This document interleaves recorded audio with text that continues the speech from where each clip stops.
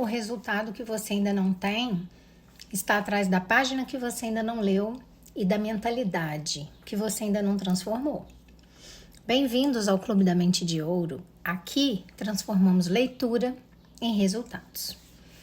Seguimos hoje livro Mindset, a nova psicologia do sucesso de Carol Dweck, capítulo 7. Pais, professores e técnicos esportivos, de onde vêm os mindsets? Hoje, parte 2 do capítulo 7. Seguimos falando sobre crítica construtiva, julgamentos e mensagens invisíveis que moldam o nosso destino, tá? Então, na parte anterior, da primeira parte do capítulo 7, a gente falou sobre elogios, né? Sobre o sucesso. Agora, na segunda parte do capítulo 7, a gente entra num território mais delicado ainda, que é a crítica, ok? Porque toda crítica, gente, carrega uma mensagem, né? Então, vamos fazer a leitura do texto. Logo depois, eu pego todo esse rico conteúdo do livro, faço um compilado, né? E consigo, com isso, gerar uma ferramenta de transformação para a vida real de cada um de nós aqui. Às vezes eu falo de vocês, mas na verdade somos nós, porque serve para mim também. Porque toda vez que eu estou relendo, tudo isso que eu estou lendo para vocês aqui, na verdade eu estou relendo para mim, porque eu já li para poder escolher esse livro para vir para cá, né? Para o Clube do Livro Mente de Ouro. Então, também serve para mim, então serve para todos nós, tá? Vamos lá. Então, o primeiro subtítulo é Crítica Construtiva. Ainda as mensagens sobre fracasso. Sempre ouvimos a expressão crítica construtiva.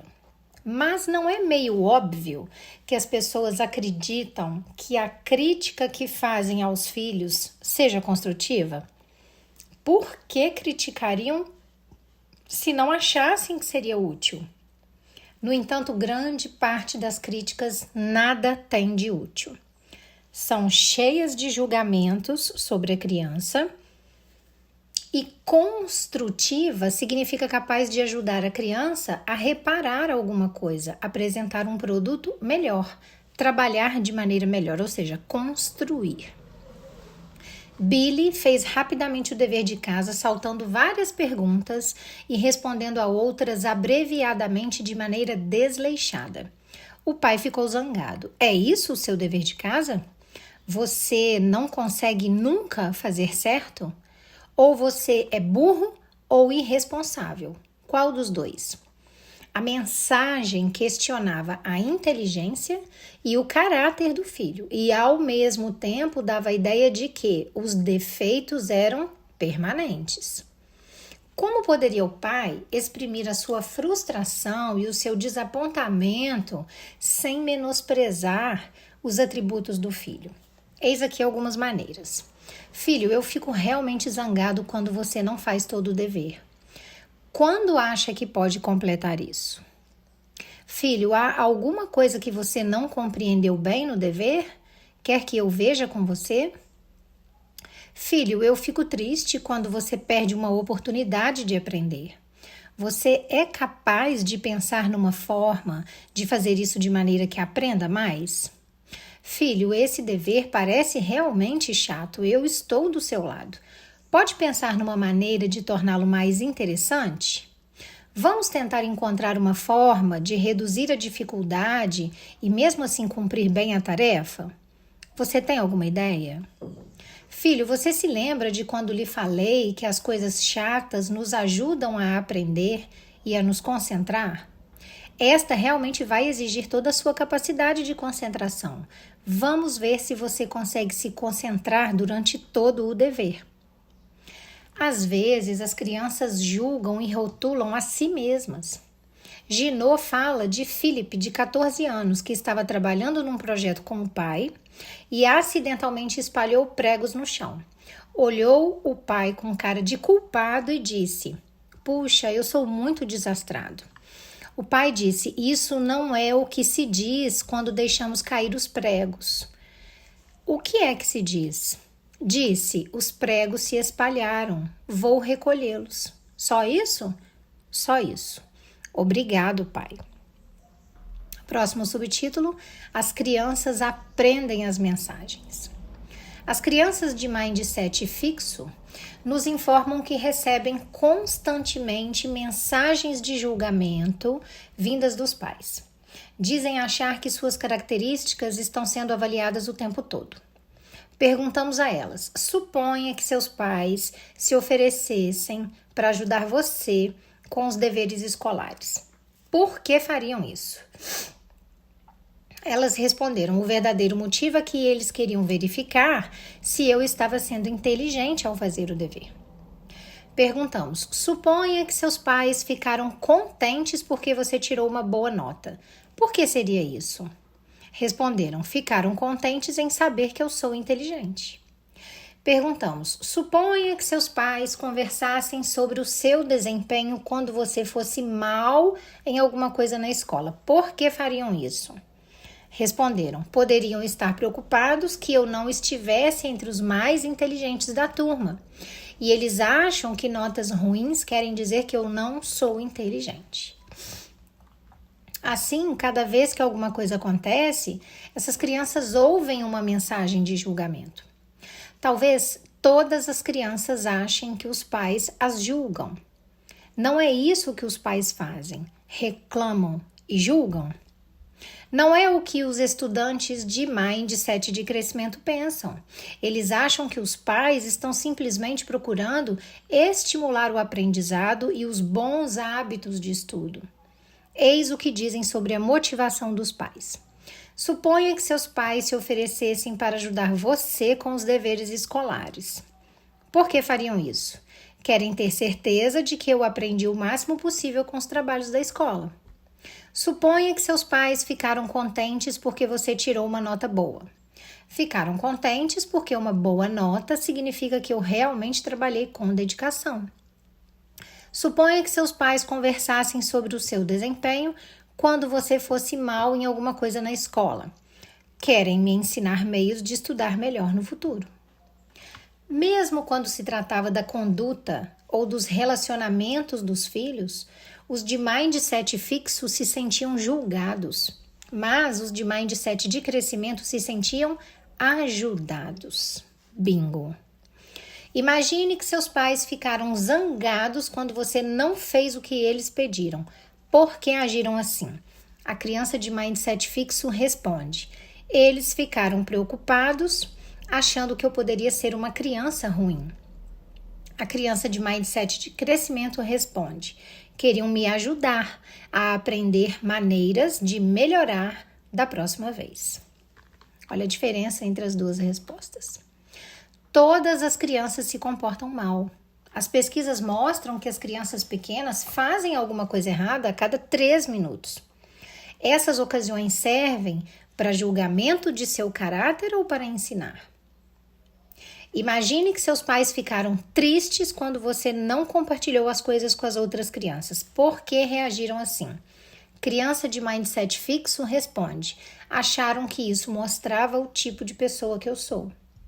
Criança de mindset de crescimento responde: querem me ajudar a aprender melhores aptidões para me dar melhor com as outras crianças. As crianças aprendem muito cedo essas lições.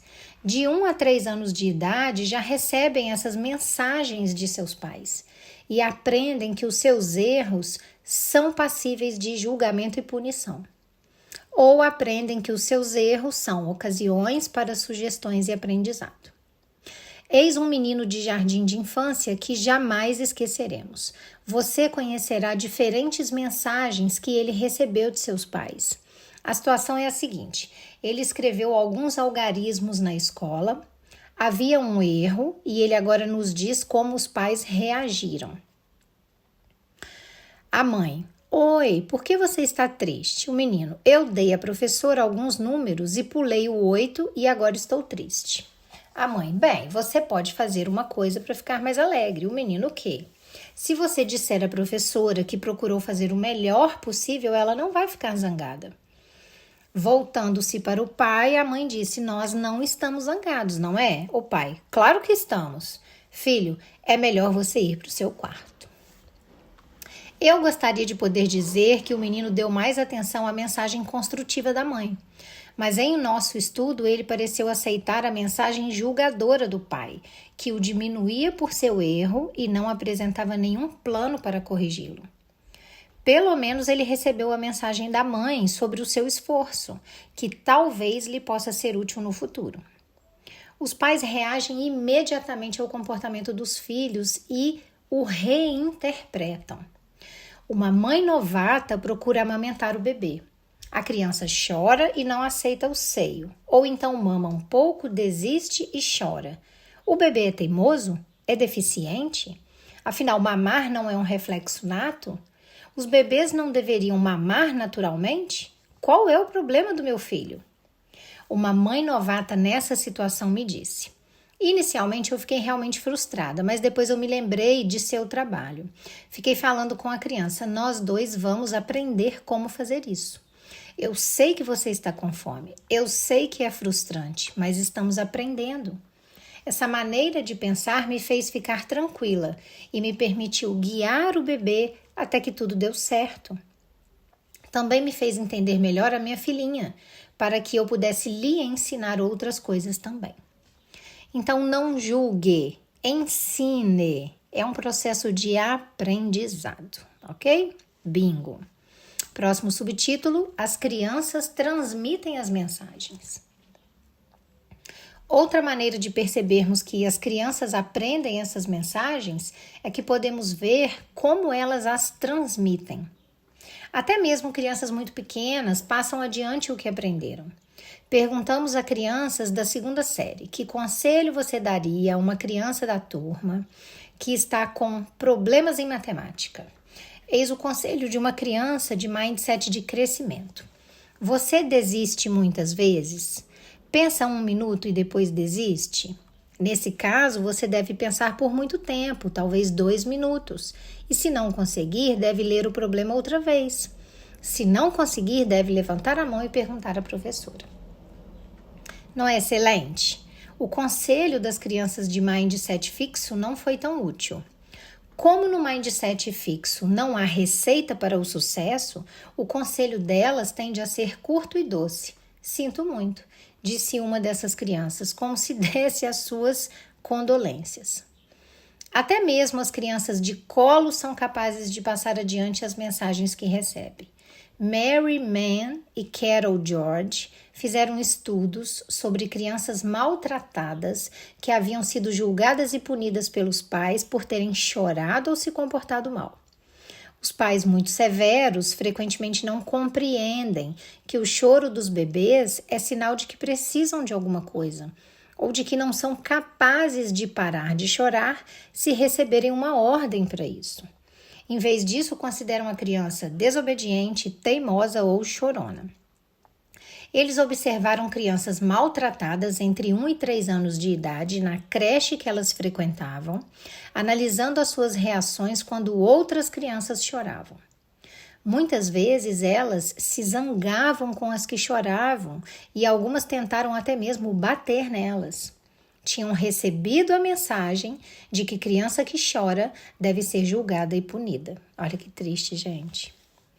Frequentemente pensamos que a herança dos maus tratos só é transmitida a outras pessoas quando as vítimas se tornam pais. Mas esse surpreendente estudo mostra que as crianças aprendem cedo as lições e agem de acordo com elas.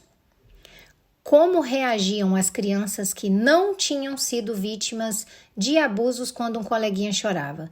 Mostravam compreensão. Muitas se aproximavam para ver o que estava acontecendo e procurar ajudar. Olha o que a gente faz com os nossos filhos, hein? Próximo subtítulo: os castigos não são educativos? Eita, que agora é polêmica. Muitos pais acham que quando julgam e punem, estão ensinando, como na frase costumeira: vou te dar uma lição que você nunca vai esquecer. O que estão ensinando? Ensinam aos filhos que, se contrariarem os valores ou as normas dos pais, serão julgados e castigados.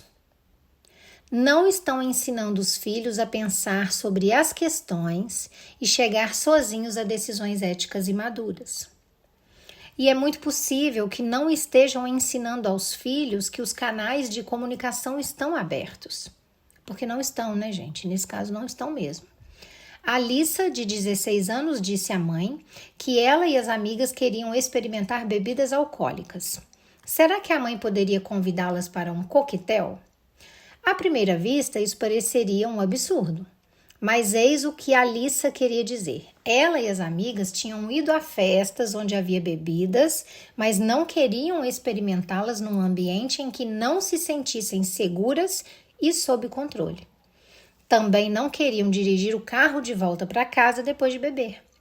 Queriam experimentar em um ambiente supervisionado, com a permissão dos pais, para que pudessem vir buscá-las depois. Não importa saber se os pais de Alissa concordaram ou não. Eles discutiram bastante o assunto. Foi uma conversa muito mais instrutiva do que a que resultaria de uma negativa indignada e raivosa que representasse um julgamento. Isso não significa que os pais com mindset de crescimento façam a vontade dos filhos e os mimem. Nada disso.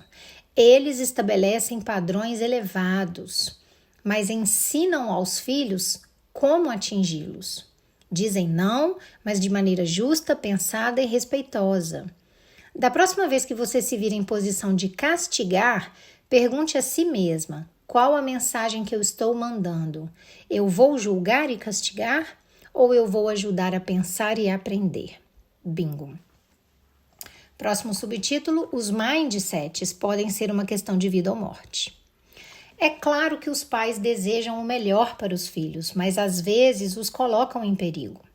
Como diretora do programa de graduação de meu departamento na Colômbia, eu vi muitos estudantes em dificuldades. Eis a história de uma moça excelente que por pouco não fracassa. Sandy foi me ver em meu gabinete na Colômbia uma semana antes da formatura. Queria mudar para o curso de psicologia. Era sem dúvida um pedido insensato, mas eu percebi o seu desespero e ouvi atentamente o que ela tinha a dizer.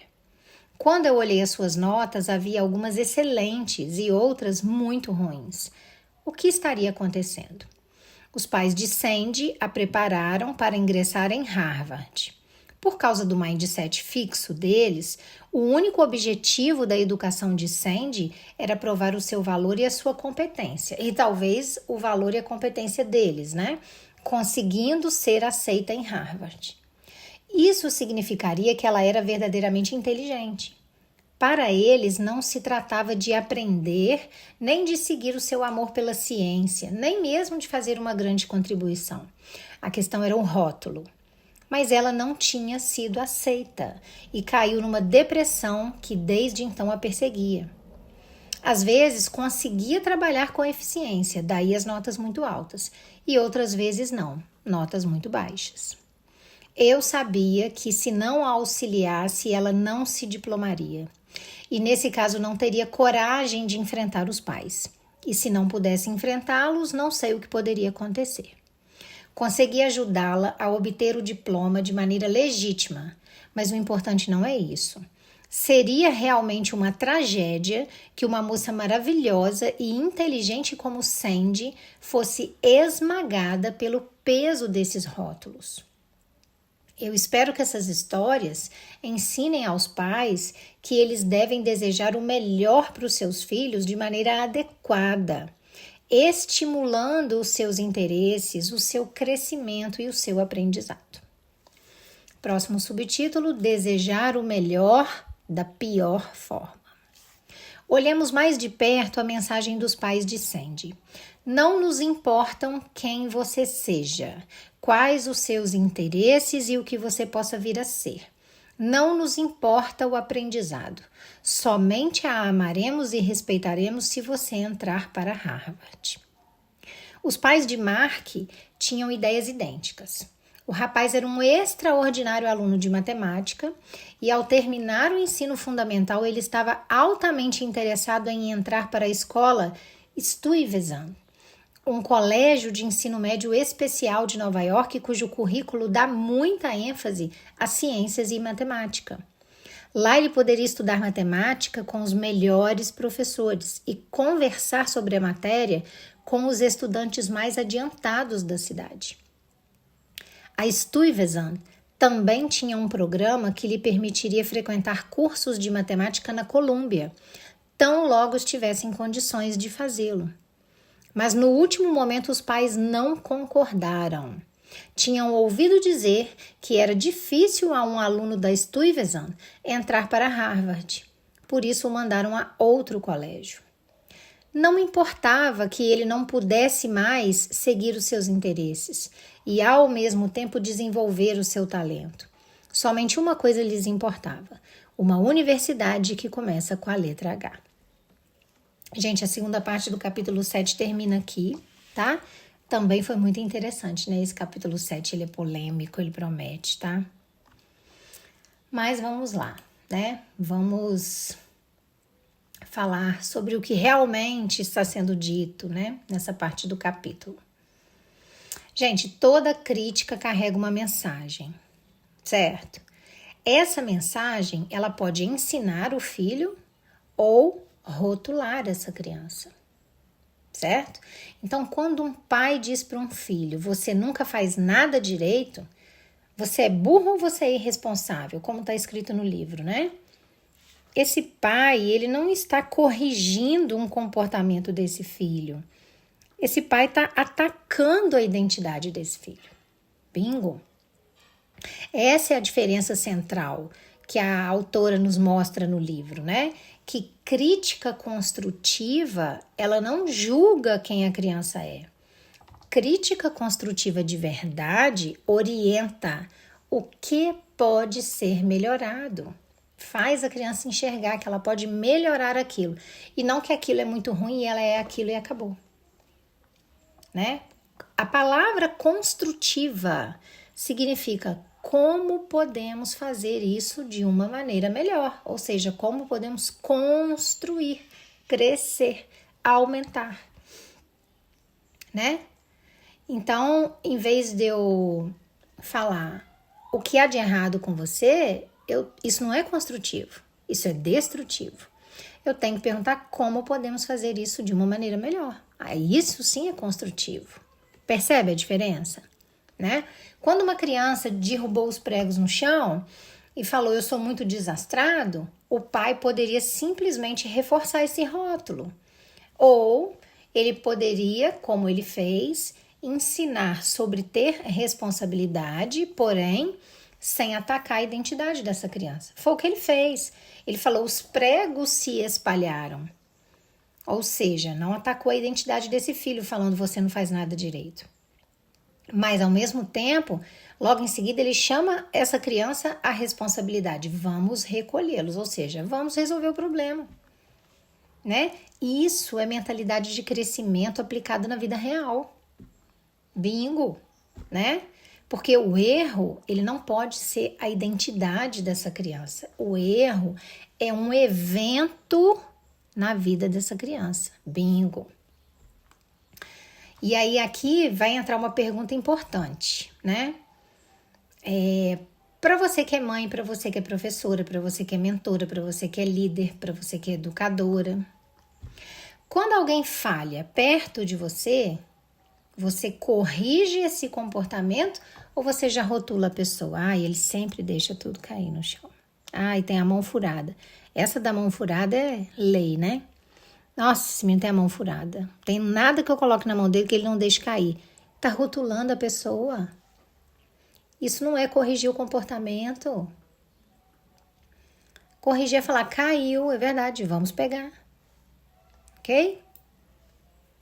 Outro ponto do capítulo que eu achei muito profundo, que eu acho que vale a pena ser citado aqui, é as crianças de mindset fixo, elas acreditam que elas estão sendo avaliadas o tempo todo. Já as crianças de mindset de crescimento, elas acreditam que elas estão sendo ajudadas, ensinadas o tempo todo. Bingo! A mesma ajuda com o dever pode ser interpretada de duas formas, né? Eles querem ver se eu sou inteligente ou eles querem me ajudar para eu aprender. A diferença não está na sua ação, a diferença está na mensagem implícita que está chegando junto com a sua ação. E isso vai muito além da infância, né? Quantas mulheres adultas vivem hoje tentando o tempo todo provar o seu valor? Quantas que entram em depressão porque não alcançaram o rótulo ideal? Quantas que confundem desempenho com identidade? Né? E aí o livro traz a Sandy, né? Uma jovem que foi esmagada pelo peso de ter que entrar em Harvard. Né? Isso é um alerta, porque quando o amor vira uma condição, né? Os pais só amariam se ela entrasse em Harvard. A mente vira uma batalha, um campo de batalha. E ela ficou depressiva, ela ficou doente, né? E aí a pergunta que fica é: você está vivendo para você aprender, se desenvolver, evoluir, ou você está vivendo para provar? Para provar sempre alguma coisa para alguém, né? É para pensar isso. Outro ponto poderoso do texto é quando ele fala sobre castigo, né? O castigo ensina o quê? A criança a ter medo. Agora, quando você ensina o que é certo para essa criança, você está construindo consciência nessa criança, né? Quando você pune sem explicar o que está acontecendo, você ensina apenas que se você errar, você vai sentir dor. Agora, quando você orienta essa criança explicando que ela errou, você está ensinando ela a ter estratégia para ela não repetir isso. Isso vale para filhos, alunos, atletas, vale para você, né? Como você se trata quando você erra, quando você falha? Você se julga? Ou você se ensina, encara aquilo como um aprendizado? Bingão esse, hein? Agora eu quero te provocar, porque até então vocês vão ver, nossa, mas ela ainda não estava provocando, é agora que ela começou, agora, então piorou, né? Quando você erra, qual é a frase automática que você diz para você mesma? Quando você erra, né? Ai, que burra que eu sou, tá se rotulando, né? Quando você se chama de incapaz, de desorganizada, de fracassada, você fez o que para se chamar de incapaz, de desorganizada e de fracassada?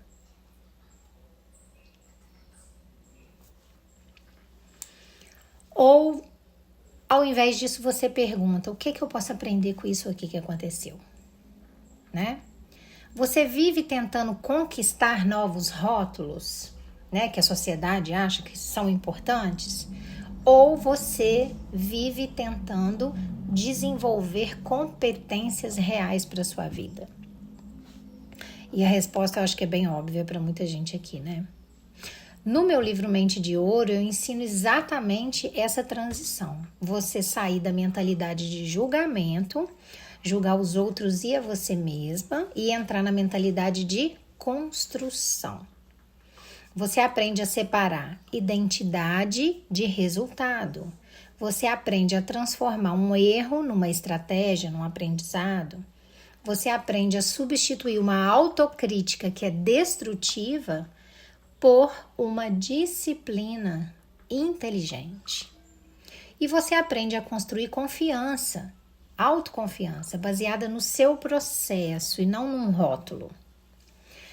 O Mente de Ouro, resumindo, ele é um manual prático para transformar uma escassez, seja emocional, seja mental, seja material, em maturidade, em clareza e em prosperidade. E você ainda recebe um bônus, que é o Cofre Dourado da Prosperidade, que tem exercícios guiados, curtinhos e diários, para você reprogramar as suas respostas internas diante de falhas que vão acontecer, de críticas, de desafios. Então eu vou deixar o link na descrição do vídeo e no primeiro comentário fixado e ficarei extremamente lisonjeada se vocês acessarem, ok? Agora, a última pergunta para ser respondida nos comentários. Quando você falha, qual que é a mensagem que você costuma dizer para você mesma? É uma mensagem de julgamento ou é uma mensagem de aprendizado? Pensem e respondam, porque só isso já vai fazer vocês mudarem o raciocínio e o comportamento de vocês, ok? Você está no Clube da Mente de Ouro, você já sabe, aqui não tem teoria vazia, aqui é vida real. Aqui você não aprende só a teoria, você aprende a construir uma identidade que seja sólida. Porque um erro não define o seu caráter. Um fracasso não define o seu valor. E um desafio não define o seu limite, até onde você pode chegar, né? O que define o seu futuro é a mensagem que você passa para você mesma e que você decide acreditar. Os rótulos, eles te aprisionam. O que te liberta são os processos. Os processos libertam. Quando você para de julgar e você começa a ensinar a você mesma, aos outros, você muda o seu destino e o destino dos outros, ok? Vou te lembrar sempre que o resultado que você ainda não tem está atrás daquela página que você ainda não leu. Por isso eu tô aqui, para ler essa página para você, ok? Então eu já te peço, se inscreve no Clube da Mente de Ouro, continua comigo, porque a próxima parte do capítulo pode ser exatamente o ajuste de mentalidade que vai te ajudar a redefinir a sua história. Um beijo grande no coração de vocês.